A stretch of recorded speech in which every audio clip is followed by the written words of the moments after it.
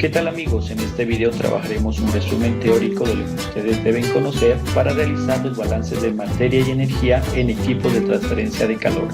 Bienvenidos. Cuando hablamos de balance de materia y energía en equipos de transferencia de calor, se debe considerar que a nivel industrial es necesario calentar o enfriar sustancias, ya sea para preservarlas, como en el caso de los alimentos, donde se realizan procesos térmicos para eliminar los microorganismos patógenos o la flora banal, o para cambiar su estado físico. Hablamos de cambio de sólido a líquido o de líquido a gaseoso o viceversa. Hay que considerar que la transferencia de calor se puede presentar de forma indirecta a través de una pared metálica donde uno de los fluidos que pasa por el interior de los tubos del aparato se calienta o enfría, mientras que la otra sustancia pasa por el exterior enfriándose o calentándose. O dicho de otra manera, los alimentos o fluidos no entran en contacto directo para hacer la transferencia de calor. Algo importante es que los equipos de transferencia de calor suelen formar parte de otros equipos más complejos, como por ejemplo columnas de destilación, evaporadores o reactores, y teniendo en cuenta esto, la mayoría de ellos reciben diferentes nombres teniendo en cuenta la función que desempeñan, como evaporadores, calentadores, enfriadores y condensadores. Si recordamos los balances de energía, es importante que ustedes puedan mirar el video titulado Balances de Materia y Energía, resumen teórico. Fue un video anterior que se pudo hacer y elaborar para ustedes. Podemos recordar que en un balance de energía, en un sistema, podemos representar una entrada de corriente 1, la cual lógicamente tiene su diferente flujo y sus energías. Y del sistema también está saliendo una corriente 2 que también tiene sus energías. Podemos hablar de una entrada de calor y una salida de trabajo y delimitamos este sistema con la línea punteada. Entonces recordemos, L1 y L2 significan el flujo másico de entrada y de salida. EP, tanto 1 como 2, significa energía potencial. S1 y S2, la energía cinética. EPE sería la energía de presión, tanto en 1 como en 2. U sería la energía interna, en este sistema también energía interna 1 y energía interna 2. Q sería el calor, tau sería el trabajo, y recordemos que la acumulación del sistema se simboliza por diferencial de densidad por volumen por energía interna sobre diferencial de teta, que podemos reemplazar la densidad por el volumen por la masa total, y la energía interna, cuando es un fluido incompresible, se lo puede cambiar por la entalpía. Teniendo en cuenta la explicación anterior, podemos considerar otro gráfico en el cual tenemos una entrada, una corriente 1, una salida 2, tenemos una entrada 3, una corriente 3 que está entrando, una corriente 4 que está saliendo, y cada una de las corrientes de igual manera tiene su energía. Si hablamos del balance general de energía que está ocurriendo en ese esquema, puedo decir que L1 por la energía potencial 1 más la energía cinética 1 más la energía de presión 1 más la energía interna 1 más L3 por energía potencial 3 más energía cinética 3 más energía de presión 3 más energía interna 3. Miren que estas dos corrientes están entrando, sería igual a todo lo que está saliendo, que en este caso sería L2, que multiplica lógicamente también a sus energías, que sería energía potencial 2 más energía cinética 2 más energía de presión 2 más energía interna 2 más L4 por sus energías. De igual manera energía potencial 4 más energía cinética 4 más energía de presión 4 más energía interna 4. Es importante considerar que en este gráfico que estamos analizando no habría acumulación de energía, ni calor, ni tampoco trabajo. También debemos considerar que en este gráfico L1 sería igual a L2, al igual que L3 sería igual a L4. Algo que se debe tener en cuenta es que en los equipos de transferencia de calor, el calor que se transfiere es tan grande que los términos de energía potencial y energía cinética y las pérdidas por fricción son despreciables. En nuestra ecuación, la entalpía sería igual a la energía de presión más la energía interna, o dicho de otra manera sería PV más U, y hay que tener en cuenta también que a presión constante esta variación de entalpía sería igual al Cp por variación de temperatura o delta T, y la variación de entalpía también se puede considerar como el flujo másico de calor o flujo de calor.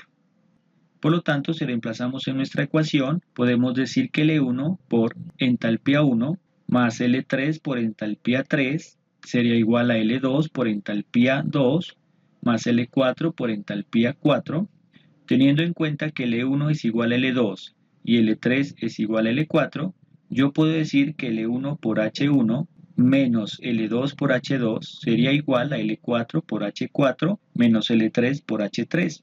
Si hago factor común, puedo decir que L1 multiplicaría H1 menos H2 y sería igual a L4 por H4 menos H3. Teniendo presente que como la energía no se crea ni se destruye, solo se transforma, el calor perdido por una sustancia es igual al calor ganado por la otra sustancia. O dicho de otra manera, L1 por delta H sería igual a L4 por delta H. Ahora es importante considerar el tema de cambio de estado. Recordemos que una sustancia puede cambiar de estado dependiendo de su temperatura o su presión. Para este caso particular haremos una gráfica donde en el eje X representamos el calor y en el eje Y la temperatura. Si analizamos una sustancia que parte desde el punto 1 y recibe una cierta cantidad de calor en el tramo A, la cual le lleve a su punto de fusión, si hablamos de que esta sustancia está en forma de sólido, donde recibe la cantidad de calor necesario para poder transformarse de estado y luego en el punto C continuaría su calentamiento hasta lograr la temperatura de ebullición, donde empezaría a cambiar a su estado gaseoso en el tramo D y finalmente se calentaría lo necesario en el tramo E para llegar a convertirse lógicamente en vapor hasta llegar al punto 2. Este gráfico representa el paso de una sustancia desde su estado sólido 1 y su paso de estado a líquido y a vapor. De igual manera podemos considerar que este proceso es reversible, es decir, que de su vapor, o sea en el punto 2, este se puede enfriar hasta licuarlo y el líquido restante enfriarlo hasta que se solidifique, llegando al punto 1. Ahora, ¿qué podemos decir de esta gráfica? Podemos analizar lo que se conoce como calor sensible.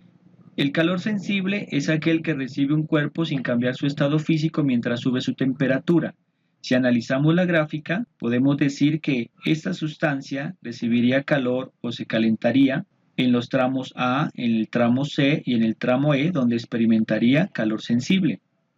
Esta energía para calentar o enfriar un cuerpo es directamente proporcional a la masa del cuerpo y el número de grados en que cambia su temperatura, y la constante de proporcionalidad recibe el nombre de capacidad calorífica. Podemos decir que el calor sensible es igual a L por delta H. O dicho de otra manera, L sería el flujo másico por el Cp por la diferencia entre T2 menos T1, o temperatura final menos temperatura inicial. En estas fórmulas podemos decir que Cp es la capacidad calorífica a presión constante, o en algunos textos se habla de la capacidad térmica específica a presión constante. El Cp es la cantidad de calor requerida para aumentar en 1 grado la temperatura de la unidad de masa de un cuerpo a presión constante. Ahora, hay que considerar que si el proceso se realiza a volumen constante, el calor sensible puede ser determinado teniendo en cuenta esta fórmula, que calor sensible es igual a L por variación de energía interna. Y la energía interna puede ser igual al Cv por T2 menos T1 o temperatura final menos temperatura inicial. El Cv es la capacidad calorífica a volumen constante. Si hablamos del calor latente, hay que considerar que una sustancia recibe o cede calor latente cuando cambia su estado físico y permanece a temperatura constante. Si analizamos la gráfica, tenemos calor latente en el tramo B y en el tramo D, donde la sustancia gana calor y empieza a cambiar de estado, permaneciendo a temperatura constante. La fórmula de calor latente es igual a L por lambda, donde lambda es el calor latente de cambio de estado de la sustancia a consideración. Si sumamos los calores sensibles y los calores latentes, se puede obtener el calor total, o sea, el cambio de entalpía o de energía interna de una sustancia al pasarla de una temperatura a otra.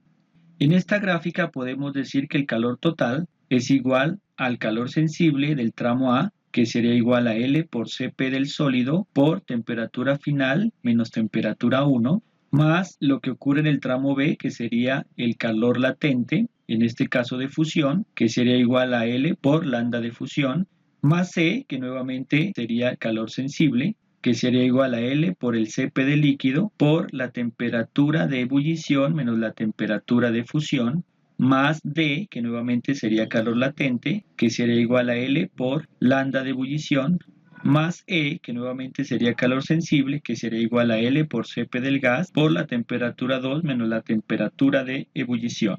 Si realizamos esa suma de cada uno de esos calores, tendríamos el calor total. Algo importante que debemos considerar y calcular es la capacidad calorífica. La capacidad calorífica de los cuerpos es función de su estado de agregación y de la temperatura.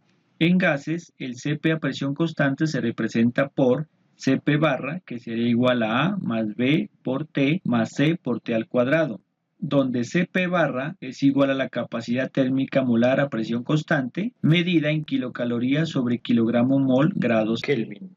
Y A, B y C en esta fórmula serían las constantes específicas de cada sustancia, las cuales se pueden consultar en tablas o en libros especializados. En este cuadro podemos apreciar los valores de A, B y C necesarios para reemplazar en la fórmula y obtener la capacidad calorífica a presión constante de algunos gases. Tabla que fue tomada del libro de Problemas de balance de materia y energía de Antonio Valiente. Algo importante que hay que considerar cuando se estudian los gases es que cuando se requiere obtener el calor dado o recibido de un cuerpo gaseoso, cuando se calienta de una temperatura 1 a una temperatura 2, se debe tener en cuenta la variación del Cp con respecto a la temperatura, de manera que el calor sería igual a G barra por Cp barra por dT. En esta fórmula, G barra es igual al flujo molar del gas en kilogramos mol. Cp barra es la capacidad térmica molar a presión constante. Como ya lo habíamos dicho, sus unidades son kilocalorías sobre kilogramo mol grados Kelvin. Y dT es igual a diferencial de temperatura. Si hacemos el análisis matemático de esta expresión, podemos decir que el calor sería igual a G barra por la integral desde T1 a T2 de Cp barra por diferencial de T. Si reemplazamos el término de Cp barra, tendremos esta expresión. Si hacemos la distribución del diferencial, podemos decir que G barra por la integral de T1 a T2 de A por diferencial de T más la integral de T1 hasta T2 de B por T por diferencial de T más la integral de T1 por T2 de C por T al cuadrado por diferencial de T. Si hacemos cada una de esas integrales, obtendríamos la expresión que G barra por AT evaluado de T1 a T2 más B medios por T al cuadrado evaluado de T1 a T2 más C tercios por T a la 3 evaluado de T1 a T2. Si hacemos las evaluaciones respectivas, tendríamos que el calor sería igual a G barra, la cual multiplicaría a A por T2 menos T1 más B medios por T2 al cuadrado menos T1 al cuadrado más C tercios por T2 a la 3 menos T1 a la 3. Si hablamos de la capacidad calorífica promedio, Cp barra M, podemos decir que se utiliza para facilitar los cálculos y se define como aquella capacidad que al multiplicarse por la diferencia de temperatura daría el valor del calor. Dicho de otra manera, Cp barra M por T2 menos T1 sería igual al calor. Si despejamos en esta fórmula, el Cp barra M sería igual al calor sobre T2 menos T1.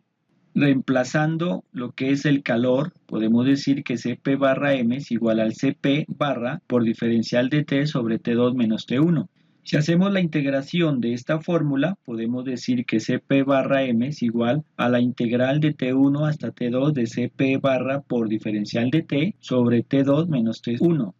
Reemplazando lo que es el Cp barra, nos quedaría la siguiente expresión. Y si sacamos la constante, que en este caso sería T2 menos T1, y hacemos la distribución del diferencial, nos daría como resultado que el Cp barra M sería igual a 1 sobre T2 menos T1 por la integral de T1 hasta T2 de A más BT más C por T al cuadrado por diferencial de T. Con la distribución del diferencial obtendríamos la siguiente expresión. Si hacemos la evaluación de la integral, podemos decir que el Cpm barra sería igual a 1 sobre T2 menos T1 por AT evaluado de T1 a T2 más B medios por T al cuadrado evaluado de T1 a T2 más C tercios por T a la 3 evaluado de T1 a T2. Reemplazando T1 y T2, podemos decir que el Cp barra M es igual a 1 sobre T2 menos T1 multiplicado por A por T2 menos T1 más B medios por T2 al cuadrado menos T1 al cuadrado más C tercios por T2 a la 3 menos T1 a la 3. Si distribuimos el T2 menos T1, que lo tenemos como divisor entre los demás términos, y cancelamos lógicamente los términos semejantes, podemos tener como resultado la siguiente expresión, que el Cp m barra sería igual a A más B por T2 más T1 dividido entre 2 más C por T2 al cuadrado más T2 por T1 más T1 al cuadrado y esto sobre 3. Esta fórmula nos permitiría encontrar el Cp promedio de los gases o una mezcla gaseosa. De igual manera, en la literatura se puede conseguir el Cp promedio de algunos gases en función de su temperatura, como los gráficos que se puede apreciar en este momento. El Cp en mezclas gaseosas puede ser considerado teniendo en cuenta la siguiente expresión, donde el Cp barra 1, Cp barra 2, Cp barra 3 son las capacidades caloríficas molares del gas 1, 2 y 3. Y Y barra, tanto 1, 2 y 3 serían las fracciones molares del gas 1, 2 y 3. También se puede considerar obtener el Cp de mezcla gaseosa considerando que A mezcla sería igual a A1 por Y barra 1 más A2 por Y barra 2 más A3 por Y barra 3, que B mezcla sería igual a B1 por Y barra 1 más B2 Y barra 2 más B3 Y barra 3, y que C mezcla sería igual a C1 por Y barra 1 más C2 por Y barra 2 más C3 por Y barra 3. Por lo tanto, el Cp barra de la mezcla sería igual a la suma de A mezcla más B mezcla más C mezcla, donde A1, B1, C1, A2, B2, C2, A3, B3, C3 son las constantes de la capacidad calorífica de cada gas. En procesos a volumen constante se requiere utilizar el Cv barra en vez del Cp barra, pero recordemos que el Cv barra se puede obtener fácilmente recordando que el Cp barra es igual al Cv barra más R, donde R es la constante de los gases. También se puede encontrar el Cp de algunos gases y vapores consultando libros especializados. Para este caso podemos mirar en esta tabla donde se tiene un número que corresponde a cada gas y vapor en unos intervalos de temperatura. El objetivo es que con este número se pueda utilizar esta gráfica y lo que se debe hacer es proyectar desde la temperatura que se está trabajando, se hace pasar una recta sobre el número que corresponde a la sustancia y la proyección de esa línea recta me daría el calor específico, en este caso en kilocalorías sobre kilogramo grado centígrado. Entonces, de esa manera podemos encontrar, utilizando este gráfico y esta referencia numérica de la tabla, el Cp, en este caso, de vapores y de algunos gases. Si hablamos de Cp en líquidos, podemos decir que el Cp barra es igual a A más Bt, donde A y B son constantes específicas para cada líquido. Y también se debe tener en cuenta que la capacidad calorífica con respecto a la temperatura es lineal en los líquidos. Por lo tanto, la capacidad calorífica promedio se puede calcular diciendo que el Cp barra medio es igual al Cp barra 1 más Cp barra 2 dividido entre 2. Si los líquidos son miscibles y no hay calor de disolución, la capacidad calorífica de la mezcla se logra por medio de el Cp barra medio es igual a Cp barra 1 por X barra 1 más Cp barra 2 por X barra 2. El Cp barra, tanto 1 como 2, son las capacidades caloríficas de los líquidos 1 y 2, y X barra, tanto 1 como 2, serían las fracciones molares de los líquidos 1 y 2 respectivamente. De igual manera, podemos mirar en este cuadro y en este gráfico la capacidad calorífica de algunos líquidos. Entonces repetimos la misma metodología que describimos anteriormente, buscamos el número, que en este caso corresponde al líquido que vamos a estudiar, nos ubicamos también en la temperatura y lógicamente haríamos pasar una línea recta desde la temperatura hasta el número que corresponde a mi líquido de estudio, y el corte que tiene con esta línea vertical sería el calor específico del líquido. El Cp en sólidos es mucho más difícil de evaluar con una simple ecuación. Tenemos ecuaciones como Cp barra es igual a A, o es igual a A más B por T, o es igual a A más B por T más C sobre T al cuadrado. Los valores de las constantes aparecen en la literatura cuando se trata de mezclas de sólidos y el valor del Cp barra se debe obtener experimentalmente o hacer uso de datos reportados en la literatura. Nuevamente tenemos un cuadro, ejemplo, donde en este caso tenemos el reporte de algunos Cp de algunos compuestos y elementos sólidos. Si analizamos el de aluminio, tenemos el valor de A y el valor de B por T. Carbonato de calcio, tenemos el valor de A, el valor de B por T y el valor de C por T al cuadrado. Entonces es importante recordar que estos valores se los puede consultar de la literatura. Algo muy importante que se debe considerar en el campo agroindustrial o alimentos es el cálculo del Cp en los alimentos. Es importante entender que el Cp en alimentos se está apenas estudiando debido a que los alimentos varían muchísimo en su composición, teniendo en cuenta lógicamente las variedades, el clima, los factores de nutrición de las plantas, que influye lógicamente en esa composición. Por lo tanto, se han hecho algunos estudios y nos han determinado que para este cálculo de alimentos existen algunas fórmulas como las siguientes. Podemos decir que para alimentos de composición conocida por encima de su punto de congelación, podemos utilizar la siguiente fórmula. En esta fórmula A es la fracción másica del agua, P es la fracción másica de proteína, G es la fracción másica de grasa, C la fracción másica de carbohidratos y S la fracción másica de las cenizas. En esta tabla podemos mirar los estudios que se han hecho en algunos productos, como en este caso la manzana, la fresa, jugo de naranja, y la composición en fracción de agua, proteína, grasa, carbohidrato y cenizas, que pueden ser útiles para ese tipo de cálculos. También se puede considerar el cálculo del Cp teniendo en cuenta el contenido de agua de un alimento, utilizando esta fórmula, donde el C1 y C2 son las constantes que dependen del alimento y lógicamente del autor, y A es el contenido de agua. En productos cárnicos con humedades entre el 26 y el 100%, y frutas con contenido de agua superior al 50%, se puede utilizar la siguiente expresión. Y nuevamente A es el contenido de agua. En esta tabla podemos mirar el Cp de frutas que se encuentran entre 20 grados centígrados a 40 grados centígrados en función del contenido de agua. Por ejemplo, en el aguacate tenemos el contenido de agua. Estos valores de la tabla se encuentran en fracción másica. Si hablamos de porcentaje, por ejemplo, podemos decir 74%, 65.4%, 61.1% y tenemos el Cp calculado para estos productos. Para evaluar el calor específico bajo el punto de congelación, se podría recomendar esta fórmula, donde Ti es la temperatura del comienzo de la congelación y a la que se desea calcular la propiedad, en este caso de temperatura. L es el calor latente de congelación del agua. Cnc es el calor específico del producto en Ti.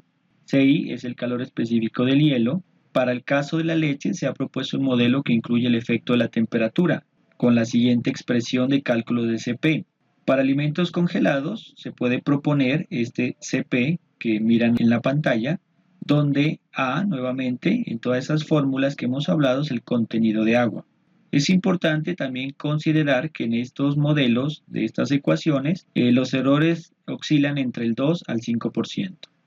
En esta tabla podemos mirar también el Cp, que está medido en kilojulios sobre kilogramos grado Kelvin, de algunos componentes de los alimentos en función de la temperatura. Entonces tenemos el agua. Para este caso, si se dan cuenta en la parte inferior de la tabla, existen diferentes temperaturas, por eso la formulita puede cambiar en función de la temperatura, ¿no? Agua, hielo, proteína, grasa, carbohidratos y fibra, también muy importante para hacer el cálculo del Cp, teniendo en cuenta los componentes de los alimentos. Si hablamos de los calores latentes, podemos decir que los calores latentes de las sustancias en los diferentes cambios de estados son una función de la temperatura y una de las formas más comunes de obtenerlos es mediante nomogramas o utilizar los datos reportados en libros, manuales y revistas, como ya lo hemos mirado en este video. Aquí nuevamente podemos mirar el cálculo de calores latentes de vaporización de algunas sustancias según la metodología que ya se ha explicado. Es importante considerar que cuando se habla del estudio de transferencia de calor o los balances de materia y energía en estos equipos de transferencia de calor, el agua juega un papel bien importante y bien interesante. Entonces hablaremos de lo que es el vapor de agua. Podemos decir que en la industria se puede tener el vapor de agua en diferentes formas, como vapor saturado, sobrecalentado y húmedo. Si hablamos de vapor saturado, se considera vapor saturado cuando está a una temperatura de condensación correspondiente a la presión de trabajo. A mayor temperatura se requiere mayor presión de trabajo. El vapor de alta presión podemos utilizarlo para mover máquinas y equipos o producir energía eléctrica, mientras que el vapor a baja presión, que es menos de 10 atmósferas, se utiliza para calentamiento. Las entalpías de los vapores saturados se encuentran en tablas, en gráficas o se pueden obtener mediante la siguiente ecuación. HB es igual a Cp del líquido por T menos T sub 0 más lambda de Te. En esta expresión, el Cp del líquido es la capacidad calorífica media de agua líquida desde la temperatura base T sub 0 hasta la temperatura de ebullición Te. Y lambda de T es el calor latente de vaporización a temperatura de ebullición. Si hablamos del vapor sobrecalentado, podemos decir que es el vapor que tiene una temperatura superior a la temperatura que le correspondería por la presión que tiene. Y nuevamente estas entalpías se pueden consultar en tablas o gráficas o mediante la siguiente fórmula, donde el Cp de vapor es la capacidad calorífica media del vapor de agua entre la temperatura de ebullición Te y la temperatura de sobrecalentamiento T2. Si hablamos de vapor húmedo, este vapor es el que contiene agua y la entalpía del vapor húmedo está dada por la siguiente expresión, donde H vapor húmedo es igual a HB por T menos X más HL por X. En esta expresión podemos decir que HB es la entalpía del vapor saturado, que HL es la entalpía del líquido saturado y que X es la fracción masa de agua que contiene el vapor. De igual manera, las propiedades del vapor del agua, si hablamos de entalpía, temperatura, presión o fracción, se puede visualizar en los diagramas de Molière, que resulta útil para encontrar rápidamente las propiedades de esta sustancia, o también consultándolas en tablas termodinámicas como las que pueden apreciar acá, donde tenemos entalpía del vapor de agua saturado, donde aparece la temperatura de saturación, la presión, y en este caso esta tabla nos arroja la entalpía del líquido y del vapor, o también tablas como las que presentamos en el lado derecho, que es la entalpía del vapor sobrecalentado. Bueno, con esa explicación podemos estar preparados para hacer los ejercicios que se proponen en los siguientes videos. Muchas gracias. Si te gustó este video, te recomiendo continuar mirando videos sobre balance de materia y energía o videos del tema de tu interés en este canal. Dale like y suscríbete. ABC Agroindustrial.